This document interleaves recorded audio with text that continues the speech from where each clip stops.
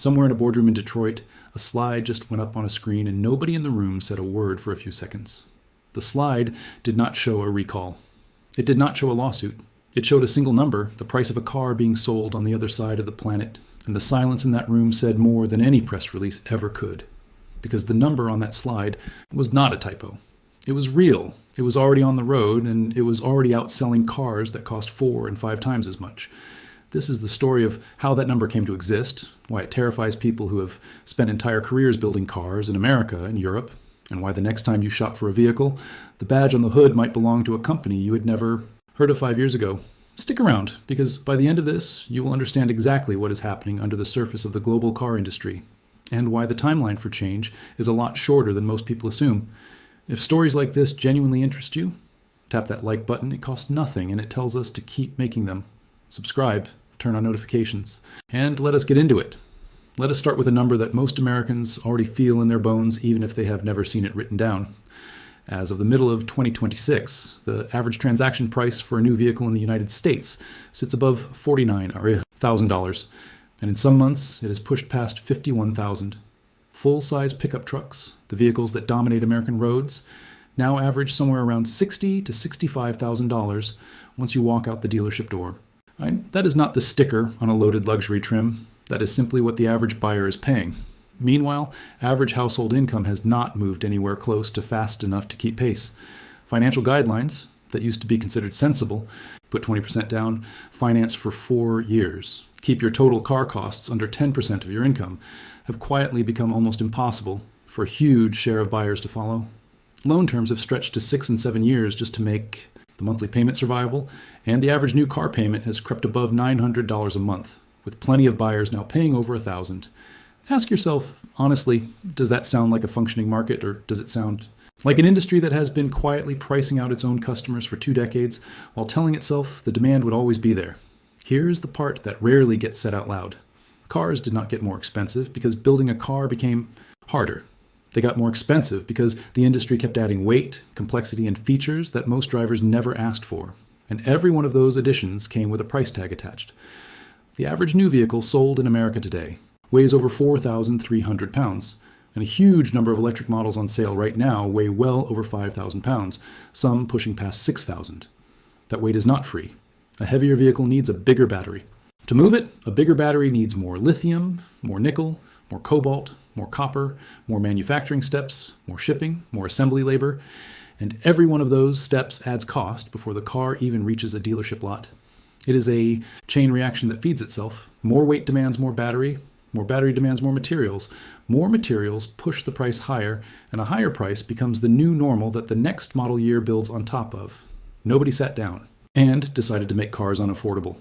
It happened gradually, one added feature and one added pound at a time until the affordable, no frills, gets you to work and back, new car quietly disappeared from most showrooms. While that was happening in the United States, something very different was happening in China, and almost nobody in the West was paying attention until it was already too late to dismiss. Chinese automakers, backed by years of sustained government investment in battery, technology, materials refining, and charging infrastructure, started asking a much simpler question than their Western counterparts. Not what is the most impressive car we can build, but what does an ordinary person actually need to get through an ordinary day? The answer turned out to be a lot less than the industry had been building. Most people are not hauling trailers. Most people are not driving 600 miles in a single stretch. Most people are commuting, running errands, picking up kids, and parking in tight city spaces. So Chinese manufacturers built vehicles sized for that reality instead of for a hypothetical worst-case scenario. Smaller batteries calibrated to real daily driving distances instead of maximum theoretical range. Lighter frames, simpler mechanical systems with fewer components to manufacture and fewer things that could eventually break. None of those individual decisions saved a fortune on their own, but stacked together across an entire vehicle, they added up to something the rest of the industry had convinced itself was not possible anymore. A genuinely new, genuinely reliable car priced for a normal budget. The company that has turned this approach into a global phenomenon is BYD. And if you have not heard the name yet, you are about to hear it constantly. In 2025, BYD sold more fully electric vehicles worldwide than any other manufacturer on Earth. Over 2.2 million battery electric cars in a single year, with total new energy vehicle sales, including hybrids, crossing 4.6 million units. To put that in perspective, that is more electric vehicles than Tesla, Ford, and General Motors have, sold combined in some recent years. And BYD is not slowing down internationally, even while its home market in China has gotten brutally competitive. In the second quarter of 2026, BYD's overseas electric vehicle deliveries actually pulled ahead of Tesla's global deliveries for the quarter, a milestone that would have sounded like fiction 5 years ago. The company is now targeting 1.5 million vehicles sold outside China this year alone, and it is not just shipping cars across the ocean. It is building factories on the ground in Hungary, Brazil, Thailand, Indonesia, and Uzbekistan, planting roots directly inside the markets it wants to dominate rather than simply exporting into them. Europe is the clearest example of how fast this shift is moving. Chinese passenger car exports to the European Union topped 900,000 vehicles in 2025, up nearly 30% from the year before, and the pace has only accelerated into 2026. BYD alone posted a nearly 400% year-over-year sales increase in Germany, the home turf of Volkswagen, BMW, and Mercedes-Benz, 3 brands that spent generations building their reputation on that exact soil. In January 2026, BYD climbed into the top 3 electric vehicle brands sold in Europe, trailing only Volkswagen and BMW, an almost unthinkable position for a brand that most European drivers could not have named just 5 years earlier. In the United Kingdom, where there are currently no additional tariffs on Chinese-built electric cars, BYD sales jumped by nearly 600% in a single year.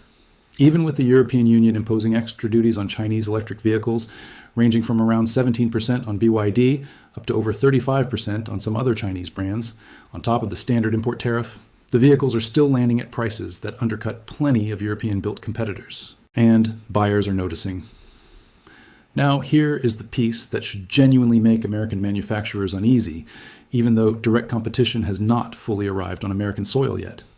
The United States currently maintains steep tariffs on Chinese-built vehicles, and Canada has historically done the same, which has kept Chinese-branded cars largely out of the American new car market for now.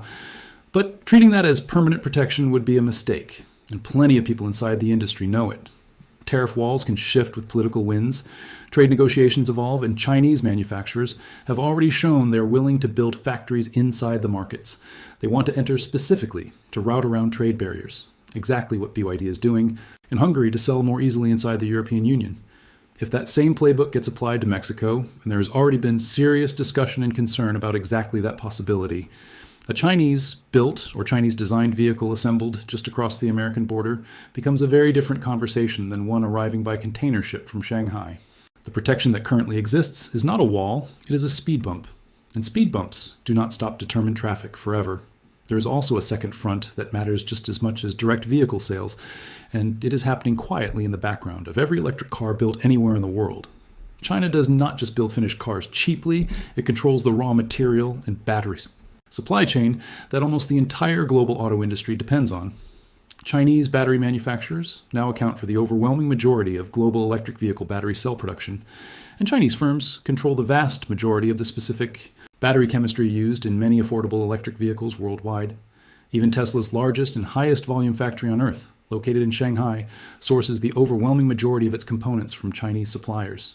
Ford, Kia, and Nissan have all started building electric vehicles inside China specifically to plug into that same cost-advantage supply chain and then export those vehicles to other markets.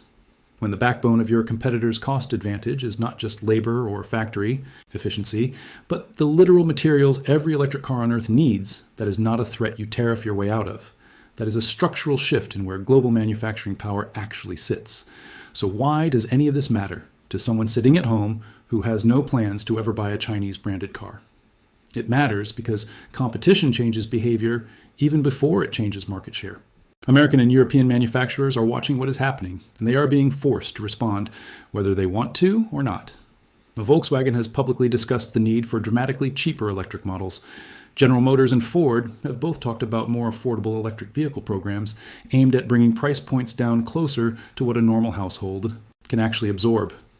None of that public messaging happens in a vacuum. It happens because executives are looking at sales charts in Europe and Southeast Asia and recognizing a pattern they cannot afford to ignore. The uncomfortable truth sitting underneath all of it is that for decades, the profitable strategy for legacy automakers was to sell fewer, bigger, more expensive vehicles rather than many smaller, cheaper ones, because the margins were simply better on trucks and SUVs. That strategy worked extremely well right up until a new competitor showed up, asking a question the industry had stopped asking itself. What if a huge number of people do not actually want more car? They want enough car, at a price that does not require a 7-year loan and a second job to manage the payment. This is not the first time the American auto industry has faced a moment exactly like this one, and history is not particularly comforting if you already sense where this is going. In the 1970s, Detroit largely dismissed small, fuel-efficient Japanese imports as a niche curiosity that would never seriously threaten American preferences for size and power. Then, an oil crisis hit, fuel prices spiked, and millions of buyers who had never previously considered a Japanese car suddenly cared very deeply about efficiency and affordability. Toyota, Honda, and Nissan went from unfamiliar foreign names to permanent fixtures of the American road within a single generation, and large sections of Detroit's market share never fully returned. Nobody is claiming history repeats itself in exactly the same shape twice, but the underlying pattern, an entrenched domestic industry underestimating a leaner, cheaper, more efficient challenger until the challenger is already too large to dismiss, is a pattern worth paying attention to because it is playing out again right now, just with batteries and lithium instead of gasoline and fuel efficiency. Picture two people who live on the same block. One walks into a dealership and drives home a $65,000 pickup truck, financed over 7 years at a rate north of 6%. Once you add insurance on a vehicle that expensive fuel costs and routine maintenance, that truck is quietly consuming close to $1,000 a month for the better. Part of a decade before it is even fully paid off. The other person buys a small, efficient electric car outright for a fraction of that price, pays a modest electricity bill instead of a fuel bill, and has no monthly loan payment hanging over their household budget at all. Both of them wake up, drive to work, pick up groceries, and get their kids to school. The daily outcome is identical. The financial outcome could not be more different. Multiply that gap across tens of millions of households already stretched thin by rent, groceries, and everything else that has gotten more expensive over the last several years, and you start to understand why this conversation is not just happening in industry boardrooms. It is happening at kitchen tables, in comment sections, and in personal finance forums all over the country. The story looks even more dramatic once you step outside wealthy markets entirely. In large parts of Southeast Asia, Latin America, and Africa, the arrival of a dependable electric vehicle priced at $8,000 to $12,000 is not simply a cheaper alternative sitting next to other options. For millions of families, it is the very first realistic path to owning a car at all. Chinese brands have gone from a single-digit share of the market in countries like Thailand just a few years ago to capturing close to a fifth of all passenger vehicle sales there today, eating directly into territory that Japanese automakers had comfortably controlled for decades. In Brazil, in Indonesia, in Uzbekistan, Chinese manufacturers are not just shipping containers full of finished cars. They are building actual assembly plants on the ground, which lowers costs even further and builds a permanent local presence that is much harder for competitors to dislodge later. Every one of those markets adds volume, and volume is exactly what allows per-unit manufacturing costs to keep falling, which then allows prices to fall even further, pulling in still more buyers. It is a self-reinforcing cycle, and the more of the world that gets pulled into it, the more difficult it becomes for anyone building cars, the old way to compete on price alone. None of this means the affordable Chinese electric car is a flawless miracle with no trade-offs. Profit margins for Chinese automakers inside their own domestic market have actually been shrinking sharply because of brutal internal price wars, with some manufacturers barely staying profitable at all, which is a big part of why companies like BYD are pushing so aggressively into exports in the first place.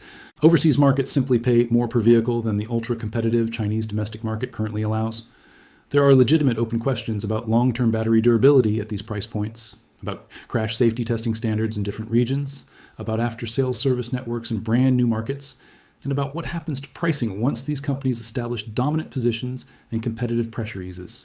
Those are fair questions, and they deserve honest answers, rather than blind enthusiasm in either direction.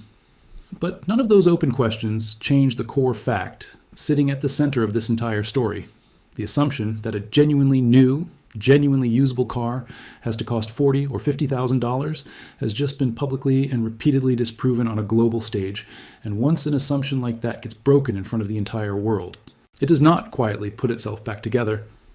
The car industry spent the better part of 30 years training buyers to accept that more expensive was simply the price of modern progress, bigger screens, more sensors, more horsepower, more everything, whether or not the average driver actually needed any of it.